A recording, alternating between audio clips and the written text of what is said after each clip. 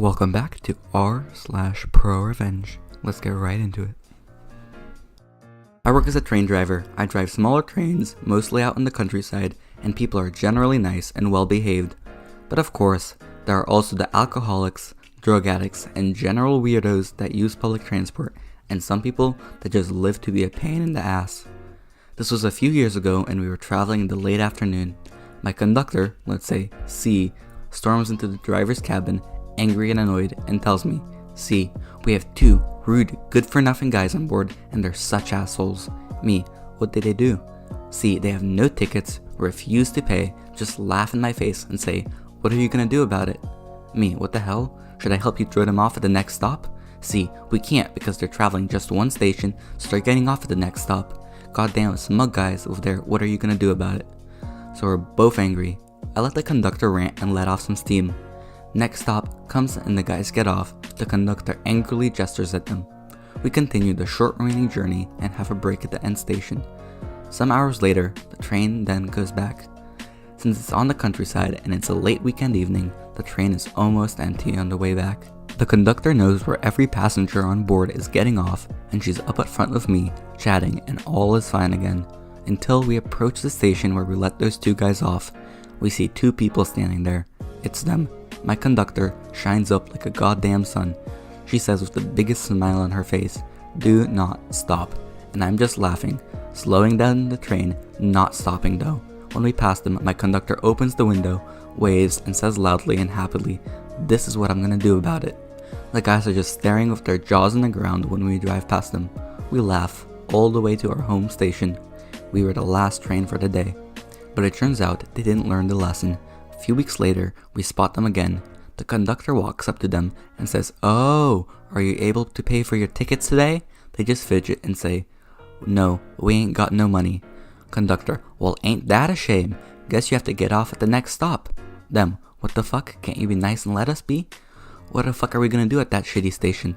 "See, guys, I don't give a fucking damn. You're getting off this train, and you can walk to the next station, and I'm calling the train behind us, so they won't pick you up either."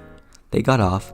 The other train called us later because they saw the two guys walking on a forest path along the railway track. We haven't seen those guys since. This happened about a year ago. I had just returned from a business-related trip to the frozen north of Canada, of which I had been gone for about 8 months. During this time, my wife had kept me appraised of everything going on in the neighborhood, as well as her suspicion that our new neighbors behind us, henceforth known as DDN for drug dealer neighbors, were dealing drugs. Since I'm all about keeping my family safe, I installed security cameras all around and inside my house. Most of my neighbors were perfectly fine with the cameras, and a few even asked if I could set theirs up if they bought them. DDN, however, was not pleased. He waited until I was heading out to my car and confronted me, demanding I take them down. DDN, "Hey, take those motherfucking cameras down. I don't need nobody seeing my shit." Me, "No, they're watching my property. Can't see into your yard at all." DDN, "Man, fuck you, take those shits down or I will." Me, "If I ever see you on my property, you leave in a body bag." At this point, I knew my wife's suspicions were well founded. I watched the camera feeds and started noting that he had a lot of quick visitors around 3 a.m. Cars would pull up in front of my driveway, he'd meet them, exchanges were made, and the cars would leave. Not too long after, I got emotional alert on 2 of my cameras, and my dogs started going nuts. I saw my front door handle move. I grabbed my shotgun and rushed to the door, but as soon as I tried opening it, my beagle bolted outside, howling at the trespassers. Unable to deal with him and properly hold a 12 gauge, I opted to keep my dog and yelled at the 2 men standing there to get the fuck off my property. That night, my motorcycle was stolen, they broke the locks off, and every camera on the ground floor had to be repositioned or replaced. I checked the footage and watched as DDN walked up to them and hit them. I was done being a bystander. I contacted the police, but even with security footage, they claimed there was nothing they could do. I was furious. I knew who did it, had the proof, and there was nothing I could do about it, yet. For the next few days, I studied municipal and building codes, filing report after report on DDN. Broken down cars in the yard, that's a violation. Broken gutters hanging off the roof, that's a violation. Barking dogs after 10 p.m., that's a violation. I nickel and dined them for anything I could, hoping to goad them into doing something. I put tainted gas in the gas can on the back of my Jeep, which was unsurprisingly stolen, and suddenly their dirt bike engine blew up. The next night, DDN confronted me again, threatening that if the complaints didn't stop, he couldn't guarantee my dogs or my wife would be safe. Heated words were exchanged, he stormed up to me, and the encounter ended with guns drawn and both of us going back inside our homes.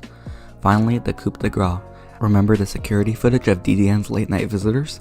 I filed a report with the Counter Narcotics Division and included everything: license plate numbers, car models, colors, all the information I'd gathered for the past few months. They got enough security footage for a search warrant. It wasn't a friendly visit. I got to watch the security cameras as SWAT descended on their house. I got to see DDN and everyone else led outside in handcuffs. I later found out the dogs I'd called about were being bred and used as bait dogs. The police confiscated a small arsenal and enough drugs that those assholes won't be out of jail until I'm retired. Okay, so here's some backstory. I live in an old cherry orchard along a highway. My grandparents and my uncle are both of my neighbors. My grandpa loved to keep the property together. Our orchard is on the main road connected to the highway, so there's a lot of people who use our road. Since our road was highly used, my grandpa put little cones along the side of the road to keep people from going off the side. These cones were rubber 1.5 foot cones, so they weren't too expensive or strong. For weeks, people would run over these cones, and my grandpa, being the lovable man he was, replaced the cones to keep people safe. We knew that people hitting these cones was a rich snob with a brand new Mercedes. He was confronted about speeding, but basically his rich-ass father told us it was not his fault he's speeding. Fast forward a few months and my grandpa peacefully died in his sleep. There were demolished cones on the side of the road that had been there for a month now. My dad continued to put the cones up, but he got mad and came up with a plan. He got the larger 3-foot cones and laid them along the side. Sure enough, within a week they got hit. So he did this again, but put concrete pillars down and put the cones over them. I think you see where this is going. Sure enough, within the next week, someone came to our door screaming.